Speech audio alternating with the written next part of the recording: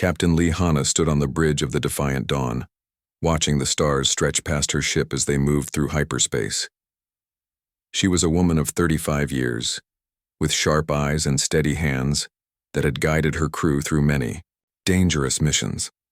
Her black hair was pulled back into a tight bun, and her uniform bore the marks of someone who had earned her rank through hard work and smart decisions. The research vessel was not large, but it was well built. 12 crew members called it home as they explored the far edges of known space. Their mission was simple: find new worlds, study alien life, and map the galaxy for future human colonies. It was dangerous work, but someone had to do it. Park. Minsu, the security chief, walked onto the bridge carrying a cup of coffee. He was a big man with kind eyes and strong arms. Most people felt safer when he was around. He had served in the military before joining the crew, and his experience showed in how he moved and spoke. "Captain, we are getting close to the Crimson Nebula," he said, handing her the coffee. "The sensors are picking up something strange." Hana took the coffee and looked at the main screen. The red clouds of the nebula filled their view, beautiful, but dangerous. Space was full of mysteries, and the nebula was one of the biggest. Ships that went in did not always come out. "What kind of strange?" she asked. Before Minsu could answer, Dr. Kim Ji-ho rushed onto the bridge. The ship's xenobiologist was a thin man who got excited about everything he studied. His glasses were crooked and his lab coat had stains from his latest experiments. "Captain, you need to see this," he said, nearly out of breath. "We are receiving a distress signal." Hana set down her coffee and walked to the communication station. The signal was weak and full of static, but she could make out words. "This is colony ship New Terra. We need help. Something is hunting us. They are not human. They are not like anything we have seen before. If anyone receives this message, do not come looking for us. Stay away. Stay away from the Crimson Nebula." The message repeated several times before cutting to silence. Hana felt a chill run down her spine. The New Terra had left Earth 6 months ago with 3,000 colonists looking for a new home. It was one of the largest colony ships ever built, with strong defenses and experienced crew. "When was this message sent?" she asked. Ji-ho checked his instruments. The timestamp shows it was sent 3 weeks ago. "But Captain, there is more. We are detecting the New Terra right now. It is drifting about 2 hours away from our current position." Minsu stepped forward. "That could be a trap. If something powerful enough to take down a colony ship is still out there, we might be flying into danger." Hana considered this. Her job was to explore and study, but she also had a duty to help other humans in space. 3,000 people were on that ship. Even if most were dead, some might still be alive and waiting for rescue. "Set course for the New Terra," she ordered. "But keep our shields up and weapons ready. I want everyone on alert." The next 2 hours felt like the longest of Hana's life. The crew prepared for anything they might find. Minsu checked all the weapons and made sure the security team was ready. Ji-ho prepared his equipment to study whatever they might discover. The ship's engineer, Cho Dae-ho, made sure all systems were running perfectly. When they finally saw the New Terra, Hana felt sick to her stomach. The massive colony ship was dark and still. No lights showed in any windows. No signals came from its communication systems. It looked like a ghost ship floating in the red clouds of the nebula. "Life signs?" Hana asked. Ji-ho studied his sensors carefully. "I am detecting some life signs, but they are very weak. Maybe 20 or 30 people at most. And Captain, there are some readings I do not understand. The ship's hull shows damage, but not from weapons or asteroids. These look like claw marks." "Claw marks?" Minsu repeated. "What kind of creature could claw through the hull of a colony ship?" "That is what we need to find out," Hana said. "Prepare a boarding party. I want you, Ji-ho, and 4 security officers. We go in armed and ready for anything." As they prepared to board the New Terra, Hana could not shake the feeling that they were making a mistake. The distress message had warned them to stay away. But she was a captain, and captains did not abandon people in need. The boarding shuttle crossed the empty space between the two ships. Up close, the damage to the New Terra looked even worse. Long scratches ran across its hull like something with massive claws had tried to tear it open. Some areas looked like they had been burned by acid. "What could do this?" whispered one of the security officers. "We will find out soon enough," Minsu replied, checking his weapon one more time. They docked with the new Terra's main airlock. The doors opened with a hiss, and stale air rushed out. The smell hit them immediately. It was the smell of death and fear and something else they could not identify. Emergency lights cast red shadows as they moved through the corridors. Their footsteps echoed in the silence.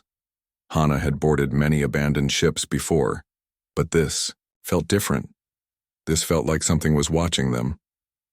"The bridge is this way," she said, leading the group forward. They passed areas that showed signs of battle. Furniture was overturned. Walls were scored with those same claw marks they had seen outside, but there were no bodies. Thousands of people had lived on this ship, but there was no sign of them anywhere. "Where are all the people?" asked Jiho. It was a question none of them wanted to answer. As they moved deeper into the ship, Hana began to understand that they were not just investigating a disaster. They were walking into the hunting ground of something that considered humans to be prey. And now it knew they were here. Deep in the lower levels of the new Terra, 3 humans huddled together in a maintenance room. They had been hiding for 3 weeks, living on emergency rations and water recycled from the ship's broken systems. Their names were Cho Daeho, Yoon, Nari, and Jung Seokmin. Daeho was the ship's chief engineer. His hands were stained with grease and his clothes were torn from crawling through ventilation shafts. Nari had been the head medical officer before everything went wrong. Her medical bag was nearly empty, but she still tried to take care of the others.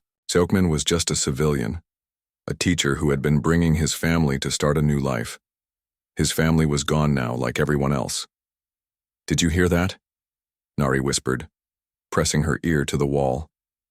The others listened carefully. Footsteps echoed through the corridors above them. Heavy, measured steps that did not sound human. "They are back," Seokmin said quietly. "The hunters are back." For 3 weeks, they had played this deadly game of hide and seek. The creatures that had taken over the ship were not trying to kill them quickly. They were playing with them, like cats playing with mice. Every day the hunters would search for them. Every day the survivors would find new places to hide. "Why do they keep us alive?" Nari asked. It was a question she had asked many times before. "Because they enjoy the hunt," Daeho replied. "I have been watching them. They are not just killers, they are sportsmen. This is a game to them." The footsteps moved away, and they relaxed slightly. Seokmin pulled out a small notebook where he had been writing down everything he observed about their captors. "I counted 6 of them yesterday," he said. "They wear masks that cover their faces, strange masks with symbols carved into them. The leader has the most decorated mask." "Tell me about their weapons again," Daeho asked. "They have claws that can, cut through metal, but they also carry energy weapons. The strange thing is they rarely use the energy weapons. They prefer to hunt with their claws and their bare hands." Nari shuddered. She had seen what those claws could do. On the first day of the attack, she had watched the creatures tear through security doors like they were made of paper. "There is something else," Seokmin continued. "I think they can sense fear. When people panic, the hunters find them faster. The people who stayed calm lasted longer." Above them, the footsteps returned, but this time, there were new voices. Human voices. "Someone else is here," Daeho whispered. They listened carefully to the sounds from above. The new humans were moving with purpose, not hiding like prey. They were organized and disciplined. "Should we try to contact them?" Nari asked. "Not yet," Seokmin said. "We need to see if they survive the first encounter with the hunters." Meanwhile, Captain Hana and her team were making their way to the ship's bridge. The silence was getting to them. Dr. Jiho kept scanning with his instruments, but the readings were strange and confusing. "Captain," he said quietly, "I am detecting multiple life forms on this ship. Some are human, but others are not. The non-human readings are unlike anything in our database." Security Chief Minsu held his weapon ready. His training told him they were walking into an ambush, but there was nothing they could do except keep moving forward. They reached the bridge and found it in ruins. Control stations were destroyed. The captain's chair had been shredded by something with very sharp claws, but most disturbing of all were the walls. Carved into the metal walls were symbols and markings. They looked like some kind of writing or record-keeping. "What is this?" one of the security officers asked. Jiho approached the wall carefully, scanning the symbols with his equipment. "These appear to be tally marks," he said.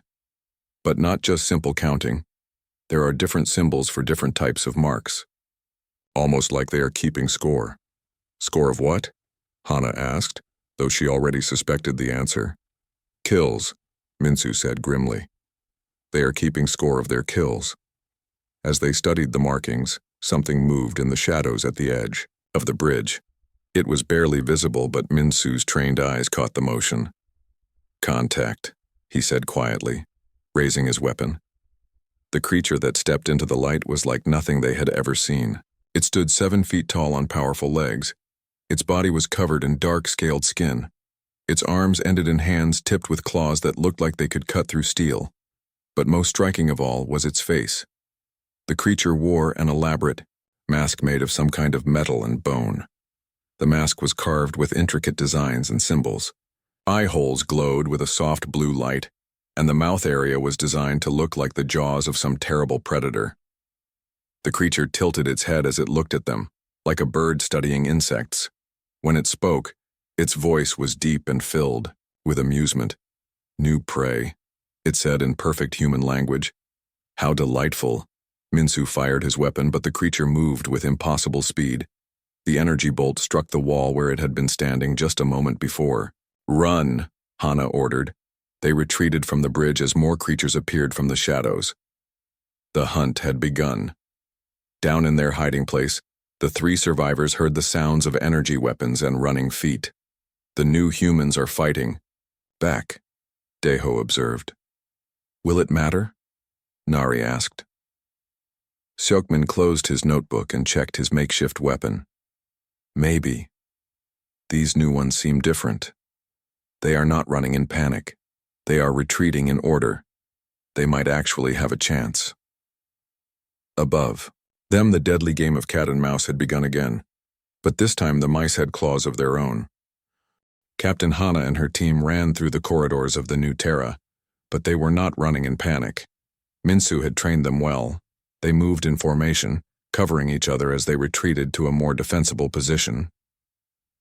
"The cargo bay," Minsu called out. "We can set up a defensive position there." Behind them, the creatures followed at a leisurely pace. They were not rushing to catch their prey. This was all part of their game. When the humans reached the cargo bay, they quickly set up a perimeter. Minsu placed his security officers at key positions, while Jiho worked on his scanner, trying to understand what they were facing. "How many are there?" Hana asked. "I count 6 distinct heat signatures," Jiho replied. "But Captain, these readings are very strange.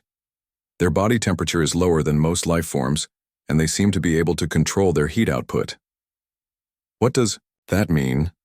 "It means they can hide from thermal sensors when they want to. We might not be able to track them reliably." One of the creatures appeared at the entrance to the cargo bay.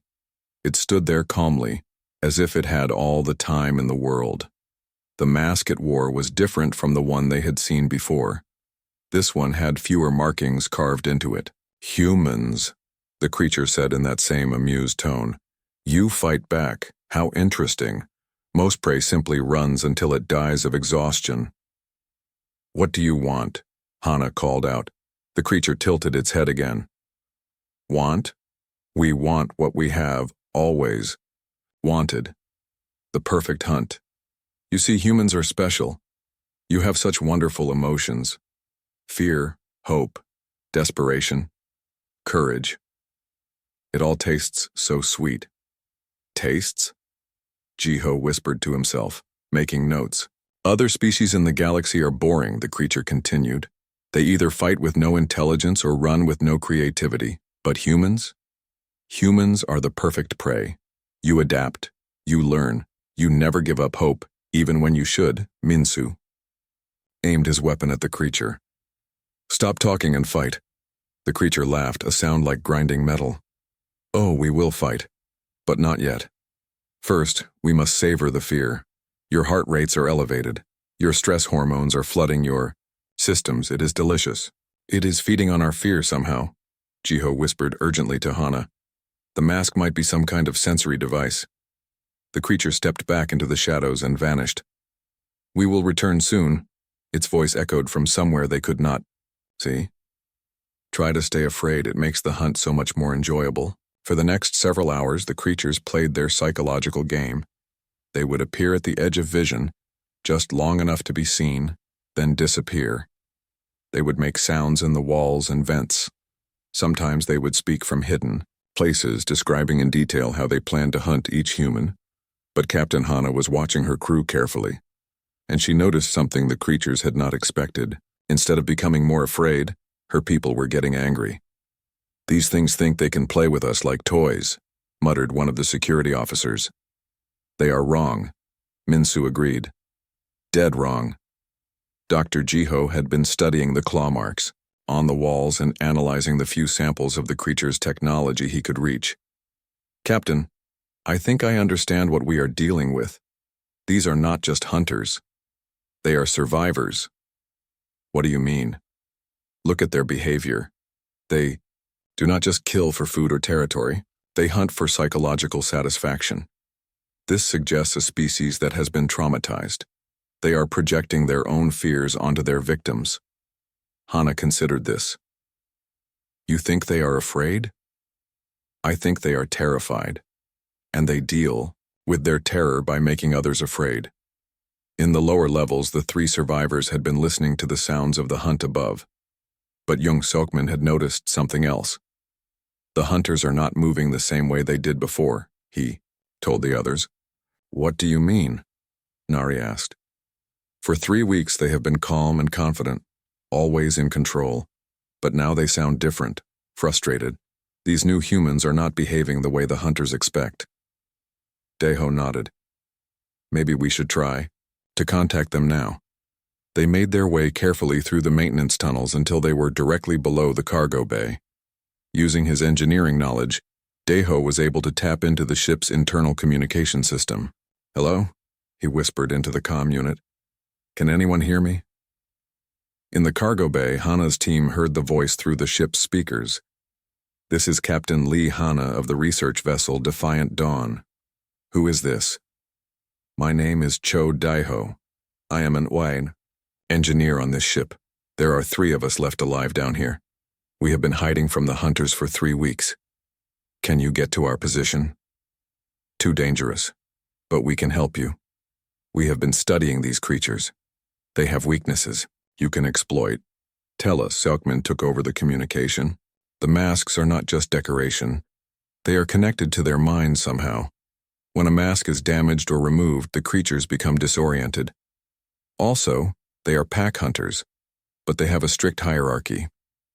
If you can defeat their leader, the others might retreat. How do we identify the leader? Minsu asked. The most decorated mask, and he will be the largest and most aggressive. As if summoned by their conversation, the lead creature appeared at the cargo bay entrance. Its mask was indeed the most elaborate, covered in symbols and what looked like trophies from previous hunts. Clever little prey, it said.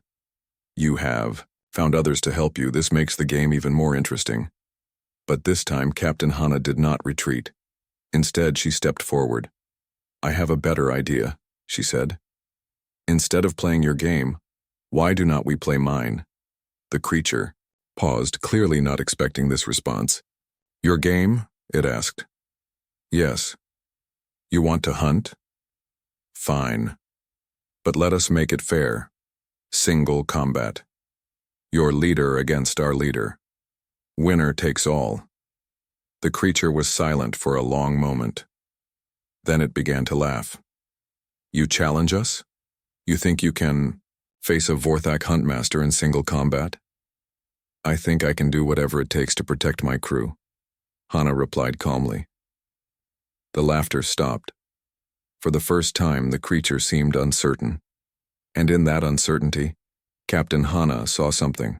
The Vorthak had tried very hard to hide fear. The Vorthak Huntmaster stared at Captain Hana for a long moment. No prey had ever challenged him to single combat before. In his centuries of hunting, victims had always run or begged or tried to hide. This human was different. "You do not understand what you are asking," the Huntmaster said. "I have killed thousands of beings across dozens of worlds. My claws have tasted the blood of species you cannot imagine." "Then one more should not be difficult," Hana replied calmly. Dr. Jiho was frantically working on his scanner, trying to learn everything he could about the creature's technology. The Vorthak did not seem to notice him as he quietly examined the walls where their symbols were carved. "Captain," he whispered urgently, "I am detecting energy patterns from their masks. The symbols are not just decorative, they are some kind of neural interface." While the Huntmaster considered Hana's challenge, Jiho made a startling discovery. Using his scanner's deep analysis mode, he found data patterns hidden in the Vorthak technology scattered around the ship. "My God," he breathed. "Captain, their homeworld was destroyed. These are refugees." Hana kept her eyes on the Huntmaster, but she listened carefully to Jiho's whispered report. According to this data, the Vorthak planet was consumed by something they call the Devourers. The survivors escaped into space, but they have been nomads ever since. The hunting is not just for sport, it is how they deal with their own trauma. This information changed everything Hana understood about their situation. These were not confident predators. They were broken survivors trying to feel powerful by terrorizing others. "I accept your challenge," the Huntmaster finally said. "But know this, human. When I defeat you, your crew will become my personal prey. I will make their deaths last for days." "And if I win?" Hana asked. The Huntmaster laughed. "You will not win." But behind his mask, something had changed in his posture. The confidence was still there, but now it seemed forced. The human's calm acceptance of death was not what he expected. Down in the maintenance areas, the three survivors were preparing to help in the only way they could. Daiho had been mapping the ship's power systems, looking for ways to give the new humans an advantage. "I can reroute power to create blackout zones," he explained to Nari and Seokmin. "The hunters rely on their enhanced senses, but humans have better night vision technology." "Will it work?" Nari asked. "It might give them a chance. These creatures are used to having every advantage. If we can take some of those advantages away..." Seokmin was studying his notebook again. "There is something else. The hunters always work in a specific formation. The leader stays in the center, while the others form a circle around the prey. If we can disrupt that formation, they become confused." They began putting their plan into action. Daiho crawled through access tunnels to reach the main power junction. Nari gathered medical supplies, in case the humans were wounded. Seokmin prepared to coordinate their efforts through the communication system. In the cargo bay, the other Vorthak had gathered to watch the challenge. They formed a circle around the open space where their leader would fight the human captain. Their masks gleamed in the emergency lighting. "Before we begin," Hana said, "I want to know something. What happened to your people? What really happened to your homeworld?" The Huntmaster went very still. "How do you know about that?" "We know many things. We know you are not the monsters you pretend to be. We know you are running from something that terrified you so much that you have spent centuries trying to make others feel that same terror." "Silence," the Huntmaster snarled. "You know nothing." But Hana continued. "The Devourers, that is what you call them. They ate your world, did they not? And you have been afraid ever since." "We fear nothing," the Huntmaster roared. His reaction told Hana everything she needed to know. She had found their weakness. These creatures built their entire identity around being fearless, but it was all a lie. They were the most frightened beings in the galaxy. "Then why do you wear masks?" she asked quietly. "Why do you hide your faces?" So, Huntmaster charged at her with a scream of rage, but Hana was ready. She rolled aside as his claws tore through the air where she had been standing. "Now," she called out. Deho cut the power. The cargo bay plunged into darkness. The Vorthak had enhanced senses, but Hana's team had night vision equipment. Suddenly the humans could see and the hunters could not. But more importantly, the darkness did something else. It reminded the Vorthak of their greatest fear. The endless darkness of space after their world died. Hana heard the Huntmaster breathing heavily in the dark. For the first time he sounded afraid. "You think darkness will save you?" he called out, but his voice was less certain than before. "No," Hana replied. "I think the truth will save us all." She turned on a small light, just enough to see by. The Huntmaster was crouched a few meters away, his mask reflecting the light, but now she could see what she had missed before. The mask was not just hiding his face, it was hiding his fear. "Your people are not evil," she said. "They are traumatized. The masks, the hunting, the need to terrify others. It is all because you are trying to forget what it feels like to be helpless." "Stop talking," the Huntmaster whispered. "But you do not have to be afraid anymore. Humanity understands survival. We understand what it means to lose everything and keep going. You do not have to hunt others to prove you are not prey." The Huntmaster looked around at his pack. In the dim light, Hana could see that the other Vorthak were listening. Some of them had lowered their weapons. "You offer us what?" the Huntmaster asked. "Understanding," Hana said. "And maybe, eventually, a home." For a moment, the cargo bay was completely silent. Then the Huntmaster straightened up and reached for his mask. "No," one of the other Vorthak called out. "Do not listen to her. She is trying to weaken us." But the Huntmaster's hand was already on his mask. "I am tired," he said quietly. "So very tired of being afraid." And then he did something no Vorthak had done in centuries. He began to remove his mask. The Huntmaster's hand froze on his mask as another Vorthak stepped forward. This one was smaller but moved with deadly grace. The symbols on his mask marked him as the pack's second in command. "Kexmore," the second said sharply. "Remember who you are. Remember what we are." The Huntmaster, Kexmore, lowered his hand slowly. The moment of vulnerability passed and his shoulders straightened again. "You are right, Vekran," Kexmore said. "I almost forgot myself." Captain Hana felt a surge of disappointment. For a moment she had thought they might resolve this without violence, but she could see that the other Vorthak would not allow their leader to show weakness. "The challenge stands," Kexmore announced. "Single combat to the death." The lights came back on as Deho restored power to the cargo bay. Both sides prepared for battle, but something had changed in those moments of darkness. Hana had seen the Huntmaster's uncertainty. She had heard the fear in his voice. Now she knew that beneath all their armor and weapons and masks, the Vorthak were just as scared as any other living being. "Very well," she said, drawing her combat knife. It was a small weapon compared to the Huntmaster's claws, but it was sharp, and she knew how to use it. The two warriors circled each other in the center of the cargo bay. Kexmore moved like a predator, all fluid motion and controlled power. His claws extended from his hands like curved swords. "Tell me, human," he said, as they circled, "what do you think happens when you die? Do you believe in an afterlife?"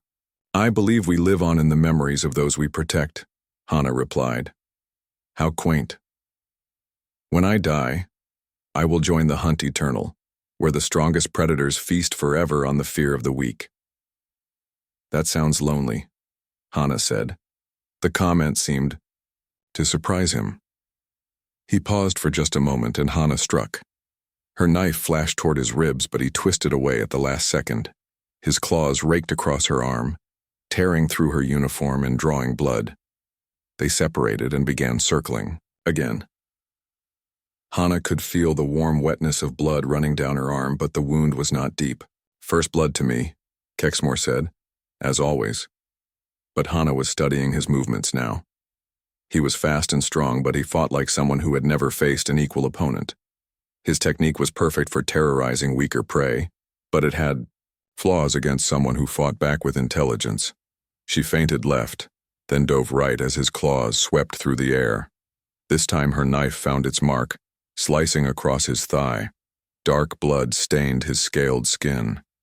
Kexmore roared in pain and surprise.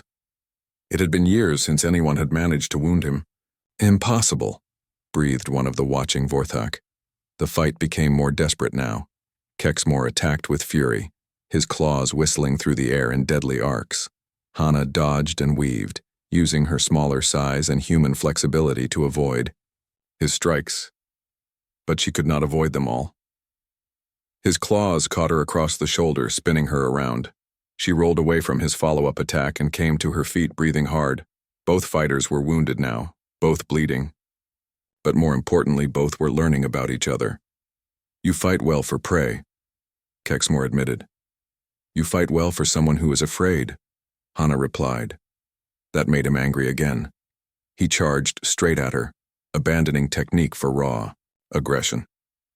It was exactly what Hana had been waiting for. She sidestepped his charge and grabbed his mask as he went past. For a moment, they wrestled for control.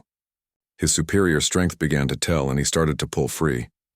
But in that moment of close contact, Hana whispered in his ear, "Show me your fear before the end."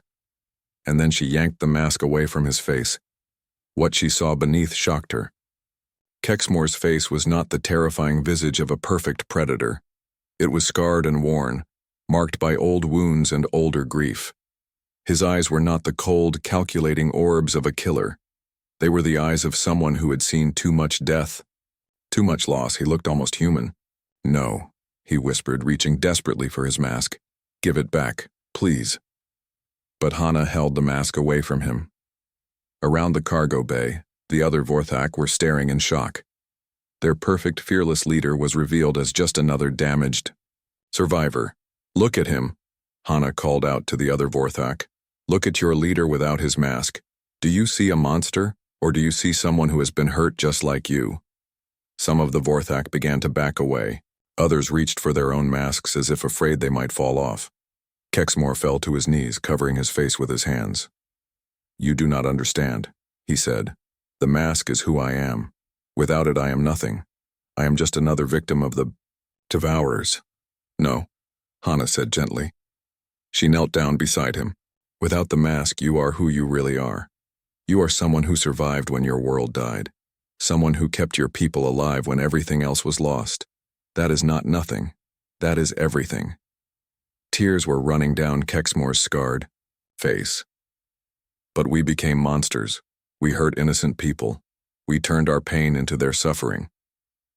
"Yes," Hana agreed. "You did. But that does not mean you have to keep doing it." She held out the mask to him. "You can put this back on and continue, being the Huntmaster. Continue the cycle of fear and violence, or you can choose something different." Kexmore looked at the mask in her hands. All around them, his pack was watching and waiting. Some wanted him to take the mask and resume the hunt. Others looked uncertain, as if they were seeing possibilities they had never considered before. "What would you have us become?" he asked quietly. "I do not know," Hana said honestly, "but I think you could become whatever you choose to be. The question is, who do you want to be?" Kexmore stared at his mask for a long time. When he finally spoke, his voice was barely above a whisper. "I want to go home. But there is no home to go to." "Then maybe," Hana said, "it is time to build a new one." The cargo bay remained silent for what felt like hours. Kexmore knelt on the floor, his face exposed and vulnerable, while his mask lay in Captain Hana's hands.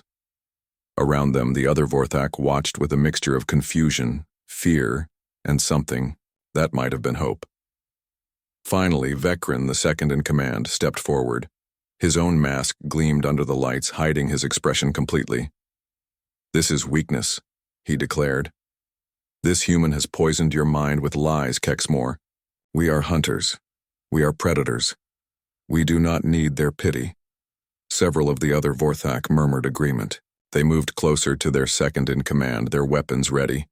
But others remained still, watching their fallen leader with something like understanding in their posture. Kexmore slowly raised his head to look at Vecrin.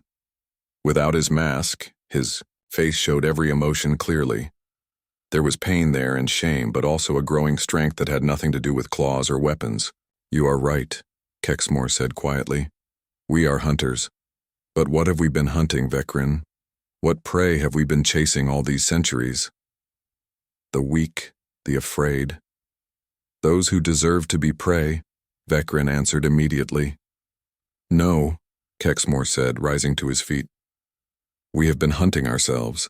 We have been trying to kill the part of us that remembers what it felt like to be helpless. But you cannot kill fear by making others afraid. You cannot cure pain by causing pain." Vecrin hissed and extended his claws. "Then you are no longer worthy to lead us." The challenge was clear. In Vorthak culture, leadership was taken by strength. But before Vecrin could attack, something unexpected happened. 3 more Vorthak stepped between him and Kexmore.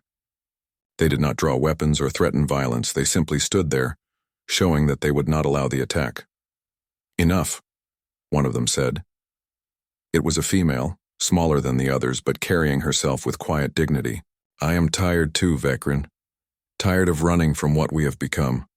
Tired of pretending that causing pain makes our own pain less." Vecrin looked around the cargo bay and realized that his support was crumbling. More than half the pack had moved to stand with Kexmore. They were not choosing weakness, they were choosing a different kind of strength. "Then you are all fools," Vecrin snarled. He gestured to the remaining Vorthak who still supported him. "Come, we will find prey that knows its place." 3 Vorthak followed Vecrin as he left the cargo bay. The others remained behind, looking lost and uncertain but unwilling to continue the old ways. Dr. Jiho had been recording everything with his scanner. "Captain," he said quietly, "we need to get medical attention for both you and Kexmore. Those wounds need treatment." Hana nodded, but she did not take her eyes off the former huntmaster. "What happens now?" she asked him. Kexmore looked around at his remaining people. "I do not know," he admitted. "We have been hunters for so long we have forgotten how to be anything else." "Then learn," Hana said. She held out his mask again. "But learn as yourselves, not as the roles you have been playing." Kexmore stared at the mask one more time. Then, to everyone's surprise, he took it and placed it carefully on the floor. Using his claws, he began to carve new symbols into its surface. But these symbols were different. They were not tally marks of kills or decorations of terror. They were words in the old Vorthak language. "What does it say?" Hana asked. "It says never forget, but do not be consumed," Kexmore translated. "It is something my father used to say before the Devourers came." Over the next several hours, the most unlikely alliance in the galaxy began to form. The 3 human survivors were brought up from the lower decks. Daiho, Nari, and Seokmin stared in amazement as humans and Vorthak worked together to tend wounds and share food. Dr. Jiho spent hours talking with the Vorthak, learning about their culture and their history.